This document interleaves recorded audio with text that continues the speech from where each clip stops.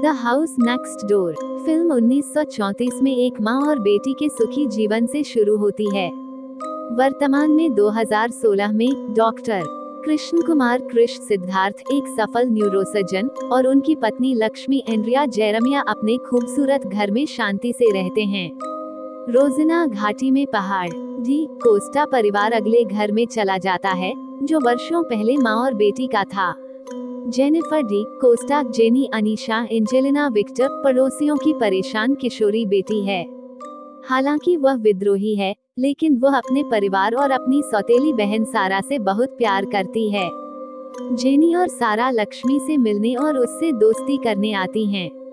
Jenny तुरंत कृष के आकर्षण से आकर्षित हो जाती है। डी कोस्टा ने कृष और लक्ष्मी को रात के खाने के लिए आमंत्रित किया और घर की खोज करते समय कृष जेनी को कुएं में कूदते हुए देखता है और उसे बचाता है।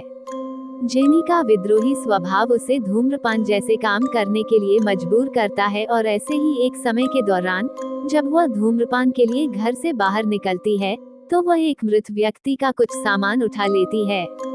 जेनी जल्द ही अजीब व्यवहार करना शुरू कर देती है और नींद में एक चट्टान के किनारे पर चली जाती है जहां उसके पिता Paul D Costa, Atul Kulkarni और कृष उसे एक बार फिर बचाते हैं।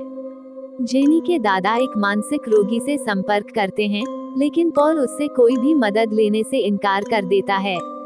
कृष उन्हें अपने मनोचिकित्सक मित्र डॉक्टर प्रसाद सुरेश के पास भेजता है जो जेनी को एक सम्मोहन चिकित्सा सत्र देता है और वो उसे बताती है कि कोई उसके परिवार को घर छोड़ने के लिए कह रहा है और फिर जेनी चीनी भाषा में बोलना शुरू कर देती है। डॉक्टर प्रसाद ने निष्कर्ष निकाला कि उसे दृश्य और श्रवण मतिभ्रम के साथ व्यामोह विकसित हो गया है और पॉल को झाड़ फूंक करने की सलाह देते हैं क्योंकि वह जेनी के साथ होने वाले कुछ असाधारण व्यवहारों के बारे में आश्वस्त है।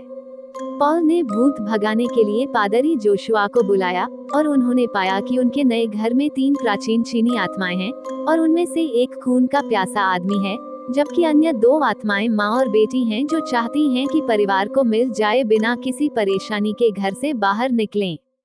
भूत भगाने के सत्र से जेनी ठीक हो जाती है, लेकिन आत्माओं की हिंसक हरकतों से पादरी जोशुआ घायल हो जाता है और वह कोमा में चला जाता है, जबकि कृष और पॉल घायल हो जाते हैं। हालात सामान्य लगते हैं और लक्ष्मी को पता चलता है कि वो गर्भवती है, लेकिन एक दिन पॉल के घर की नौकरानी गायब हो जाती है। कृष और लक्ष्मी भी अपने दैनिक जीवन में बढ़ती असाधारण गड़बड़ियों को देखते हैं। पॉल को अपने घर में कुछ परेशान करने वाले सबूत मिलते हैं और वह पहले से ही एक मानसिक व्यक्ति को बुलाने के लिए सहमत हो जाता है और वह एक माँ और बेटी की आत्मा की उपस्थिति का खुलासा करता है और उन्हें वहां से चले जाने के लिए कहता है। वह नर आत्मा के अवशेषों के साथ साथ पास की चट्टान के किनारे पर उनके कंकाल के अवशेष भी खोजता है। इस बीच डॉक्टर प्रसाद को लगता है कि जेनी की भूत भगाने की कहानी में और भी बहुत कुछ है और शोध करने पर उन्हें पता चला कि एक गवाह है जो जानती है कि 80 साल पहले पॉल के घर में क्या हुआ था। वह गांव की एक बूढ़ी महिला है। इसलिए कृष और डॉक्टर प्रसाद उस बूढ़ी महिला से मिलने जाते हैं जो बताती है कि घर का आदमी लुबे काला जादू करता था। जब वो बच्ची थी तो उसने उसका अपहरण करने और मारने का प्रयास किया था, लेकिन उसकी गर्भवती पत्नी ने हस्तक्षेप किया और उसे भागने दिया। ये दिखाया गया है कि लू वेई ने एक अनुष्ठान के रूप में मानव बलि देने की कोशिश की ताकि उसकी अगली संतान लड़का हो। जब उसके अनुष्ठान में खलल डाला गया तो लू वेई ने बेरहमी से अपनी ही बेटी को लालच दिया और उसकी बलि दे दी। लू वेई की व्याकुल पत्नी ये देख लेती है और अपने पेट में चाकू मार लेती है, जिससे उसकी और उसके अजन्मे बच्चे की मौत हो जाती है और इस तरह लू वेई की योजनाएं बर्बाद हो जाती हैं। क्रोधित लू वेई ने कुएं में डूबकर आत्महत्या कर ली। वृद्ध महिला आगे बताती है कि ये सभी घटनाएं एक दुर्लभ सूर्य ग्रहण के दिन सामने आईं और अगले दिन फिर से ऐसा ही ग्रहण होने वाला है। कृष और डॉक्टर प्रसाद घर वापस जाते हैं और घटनाओं पर चर्चा करना जारी रखते हैं। अगले दिन लक्ष्मी कृष को बुलाती है और उससे जेनी की मदद करने के लिए कहती है क्योंकि वह फिर से प्रेत बाधित हो गई है।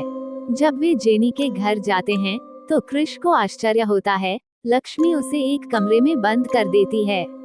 तब पता चला पादरी जोशुआ अपने कोमा से जागे और लक्ष्मी को बताया कि जेनी को भगाने के दौरान उन्होंने पाया कि न केवल जेनी पर महिला की आत्मा का कब्जा था, बल्कि कृष पर लू वेई की आत्मा का कब्जा था, और यह कब्जा तब हुआ होगा जब कृष ने छलांग लगाई, कुआं और जेनी को बचाया।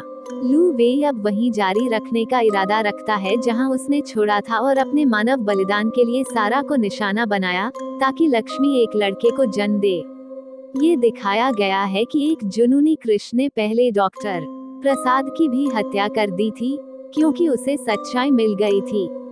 कृष मुक्त हो जाता है और सारा को मारने की कोशिश करता है और तबाही मचाता है, लेकिन चीनी माँ बेटी की आत्माएं उस पर हावी हो जाती हैं और सूर्य ग्रहण समाप्त होते ही कृष के शरीर से लू वेई की आत्मा को नष्ट कर देती हैं, और कृष वापस सामान्य स्थिति में आ जाता है। कुछ साल बाद ये दिखाया गया कि कृष का परिवार और डी कोस्टा अभी भी अच्छे पड़ोसी हैं।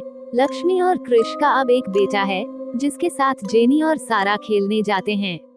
स्क्रीन लड़के की आंख पर बंद हो जाती है, जो दोहरी परितारिका दिखाने में बदल जाती है, जिसका अर्थ है कि वह राक्षसी हो सकता है, क्योंकि उसकी कल्पना तब की गई थी जब कृष लू वेई के वश में था।